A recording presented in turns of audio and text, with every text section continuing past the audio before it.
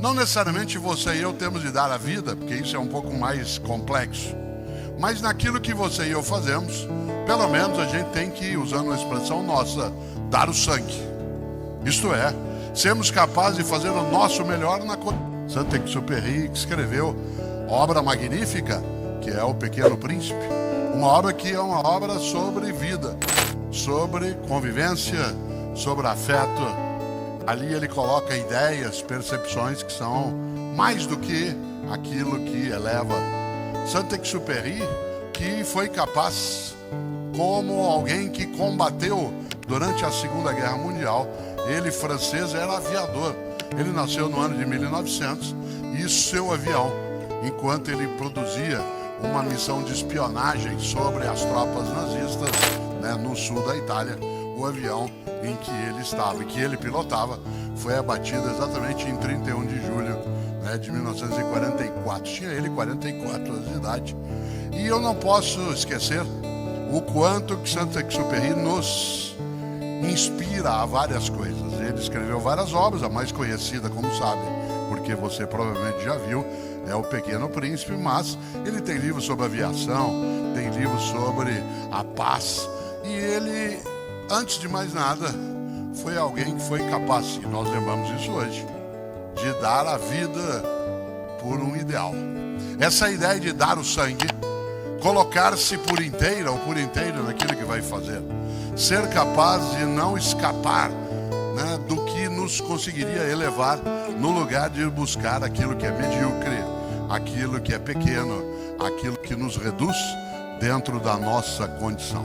Nessa hora, não é casual o título dessa palestra, Faça o Teu Melhor. Claro que o mundo digital, ele traz também a possibilidade de nós fazermos melhor aquilo que já fazíamos, desde que a gente tenha senso crítico, capacidade de reflexão, que nós não sejamos manejadas ou manejados por coisas que saem, às vezes, da nossa capacidade de controle. Aquilo que sem dúvida nos perturbará, encantará, emocionará e assustará nos próximos 5 anos, que é o mundo da inteligência artificial, sem dúvida.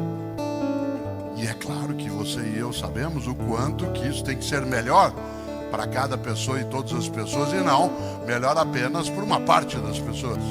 E não apenas para que haja, por exemplo, a presença do poder que domina, em vez de ser o poder que serve, do poder que manieta, que aprisiona, no lugar de ser o poder que consegue libertar corações e mentes, para usar um termo mais antigo. Às vezes me perguntam, e fizeram isso a semana retrasada, professor, o que o senhor pensa da inteligência artificial? Aliás, Pedro e eu fizemos um episódio, ele lembrou aqui da Grande Fúria do Mundo sobre isso, e eu nessa hora gosto de citar minha avó italiana, Rosária. Vovó Rosária, ela em vários momentos na vida, quando eu era criança, claro, nos alertava dizendo: filho, tudo que não souber desligar, não ligue. Tudo que não souber desligar, não ligue. Porque é claro que o risco é forte.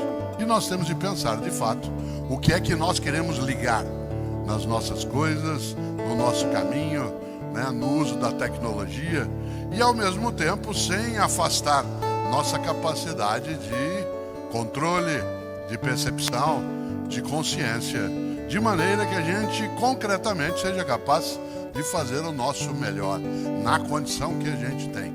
E é interessante essa ideia, porque a mediocridade, ela é exatamente a recusa a dar um passo além do óbvio. A mediocridade é quando você e eu nos resignamos a ficar naquilo que dá o gasto, dá conta. Eu nasci na cidade de Londrina, no norte do Paraná, embora viva em São Paulo há 55 anos, na capital paulista. E uma das coisas boas, e isso sempre eu lembro, foi da formação que tive de meus pais. Meu pai Antônio, minha mãe Emília, ambos já faleceram. E ambos foram capazes de nos formar com a necessidade de nós termos algo decisivo, que eu falarei um pouco aqui hoje e que você vez ou outra vê nas redes sociais eu fazendo menção, que é capricho. Capricho. Não capricho como milindre, Não capricho como soberba. Capricho como a capacidade de não ser medíocre. Capricho como a capacidade e a necessidade de não ficar dentro daquilo que é morno. Capricho como a urgência de ir além daquilo que é o óbvio.